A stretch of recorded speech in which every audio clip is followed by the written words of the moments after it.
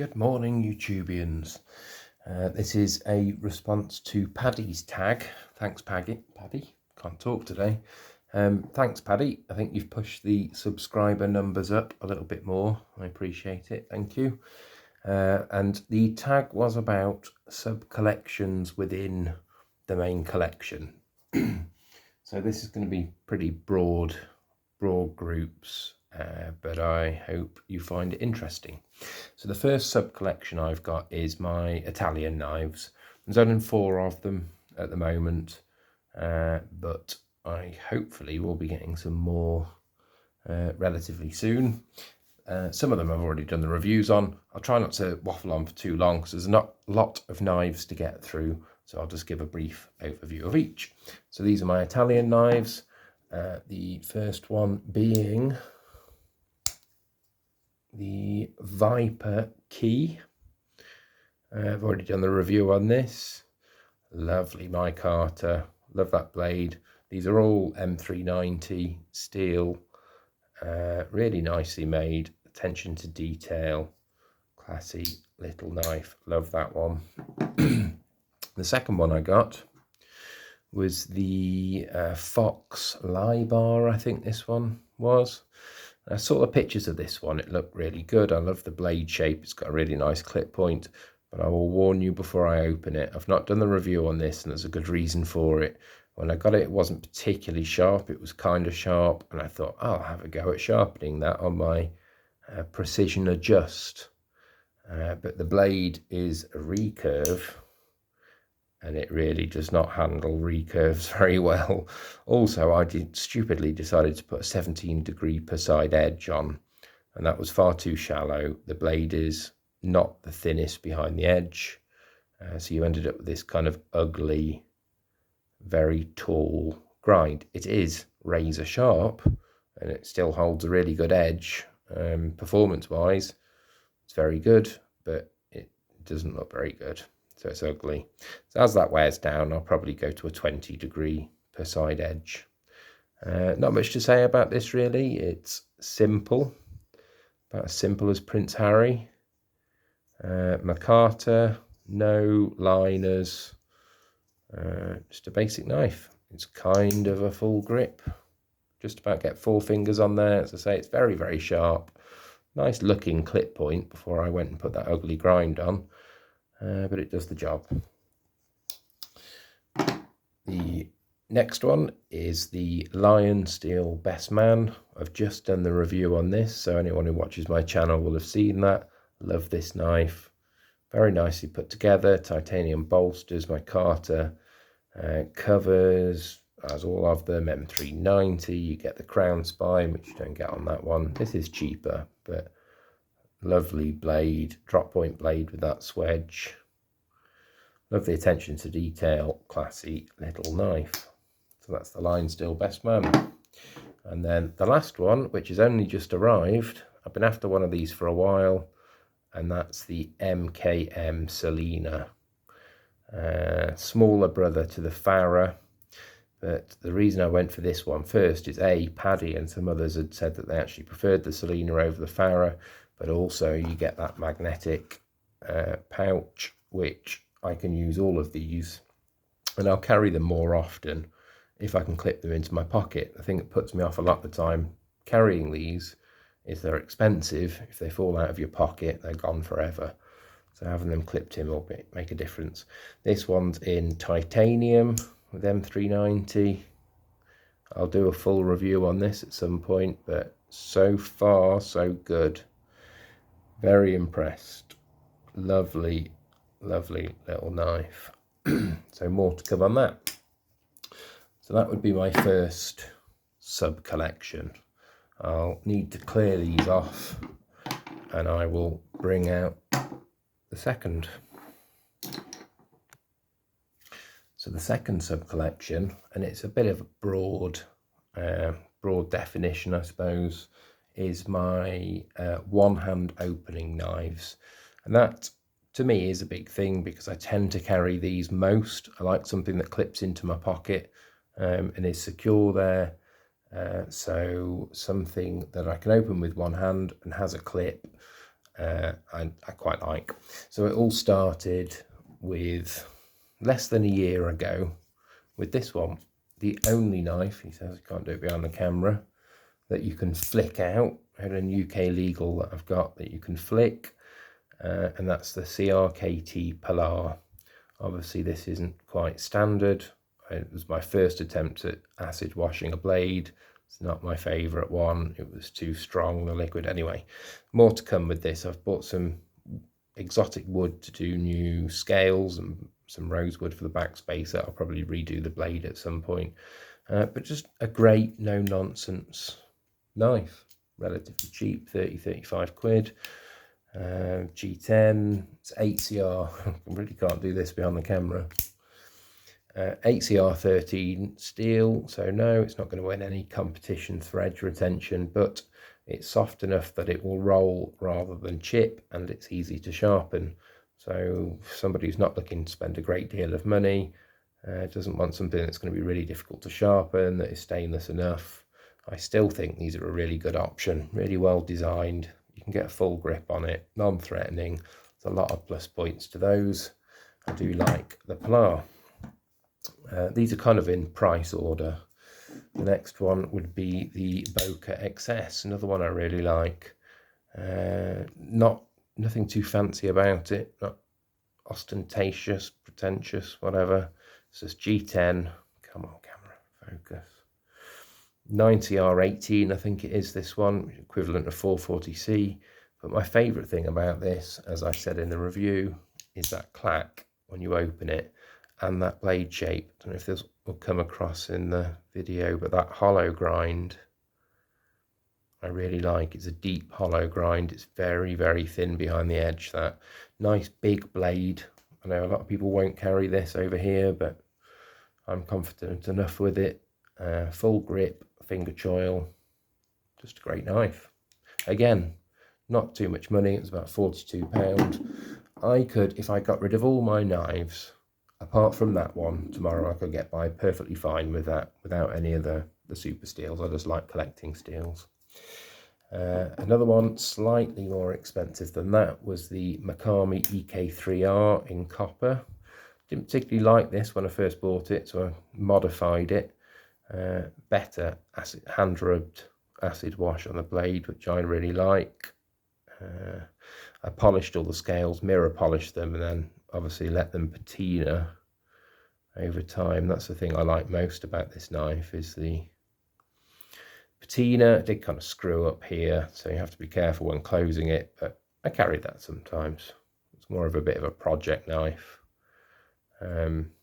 But yeah, that's the Makami EK3R, sorry, D2 steel, copper.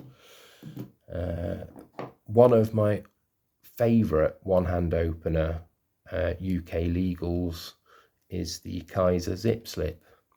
I'd heard other people raving about these. For the money, they're about 70 quid, somewhere around that price.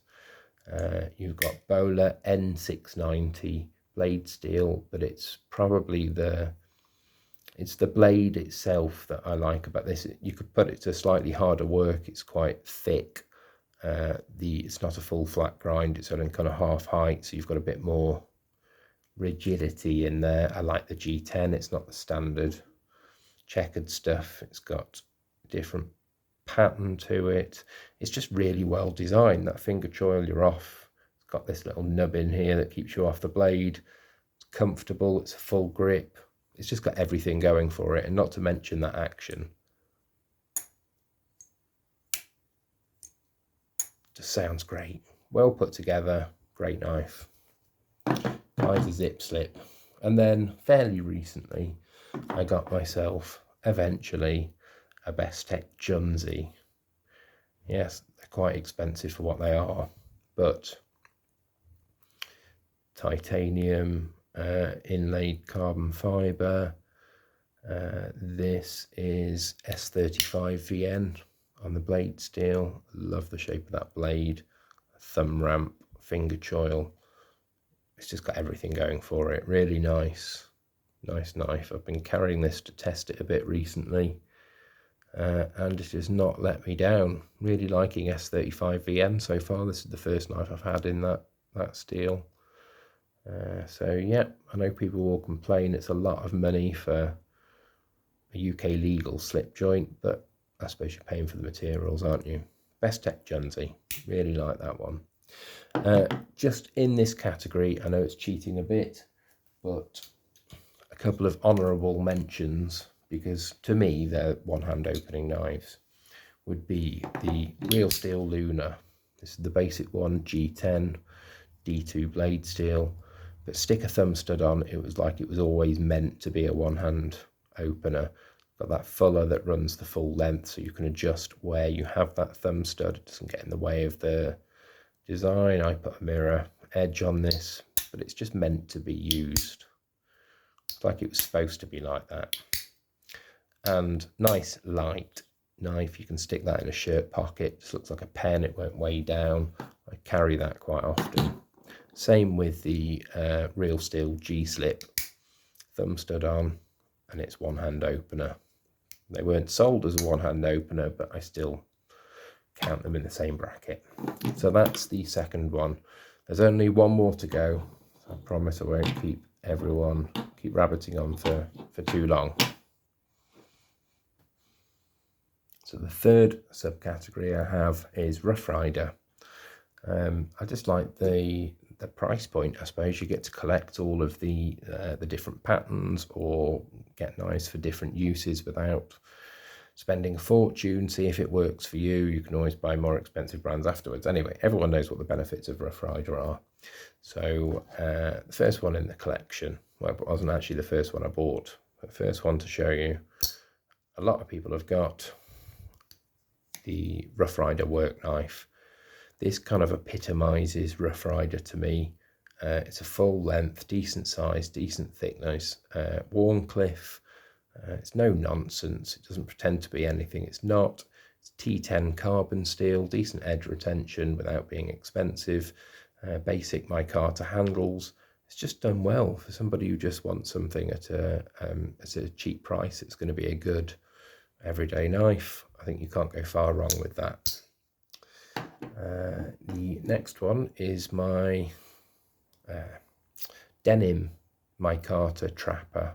It's the only one I got out of this series. I love that denim micarta. It just looks like a pair of old jeans. I use this as my barbecue, Sunday dinner, steak knife.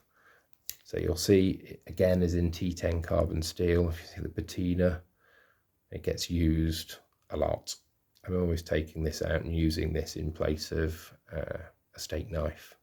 So you've got the clip point, which I use for eating, and I don't tend to use the spade blade, but if this was the only knife I had on me, you do have another option, separate blade. Yes, it's not very well maintained, but it's a working knife, it's a cheap working knife. The first Whittler that I bought was the basic amber jigged bone Whittler. To take this away with me, I've done a review on it. I mean, it works okay. It's a little bit small, I think, for my needs, but you can get away with that. This is in the 440A razor sharp. I prefer to have a whittling knife in carbon, if I'm honest, but it's got the main blade, it's got a coping blade and the small blade, but I then fairly recently bought the classic Carbon 2 Seahorse Whittler. Now this is brilliant. This is everything I hoped the other one would be. That main blade, A, it's much bigger, B, it is the T10 carbon steel, which is going to be much better for my purposes, and it's a full grip, and it keeps that cutting edge well away from your finger. I'm always cutting myself, but the heel, the kick on that blade stops you being able to close it on your fingers, and you're not butting up against it. Great knife. Again, basic, no nonsense. I like the roughened micarta handles. I love that main blade. Really good design. And then you have pen blade and another pen blade, which are relatively thin. Even the little details like the blue lining to the covers for the money. I think this was about 25 quid, something like that, for a whittling knife to take out with you. I think excellent value for money. Not done a review on that, but I will do at some point. And in the same vein, well, same part of the collection, I've got the Barlow in classic carbon too as well. So it's got the same kind of features, but a nice little clip point. I prefer it from that side without the R. And then this one has the secondary blade as well. Quite like these. The one thing I would say about these is they both came really dirty. They had to be cleaned out and oiled. You know, that end process before they're shipped out, they don't seem to be cleaning them very well before they do. Video I did recently, the doctor's knife, you can go back and look at that. It's a nice thing. I don't carry it often. If I do, it tends to be with that copper Makami EK3R. It's a secondary knife. And then finally, the little £10 mini canoe. I think the less said about that, the better. It's just garbage. Everything's wrong with it. It rubs, it's broken, it's dirty, it wasn't sharp. Everything that could possibly be wrong with it is wrong with it. So yeah, don't know how long that one will stay around. So they are 3 of my subgroups from my collection. Thank you, Paddy, for tagging me. It's not my usual kind of video. I tend to do just review videos on single knives, so interesting to have a look at my collection and see how I divided it up. I hope that has been of use, and I will speak to you all soon. Take care.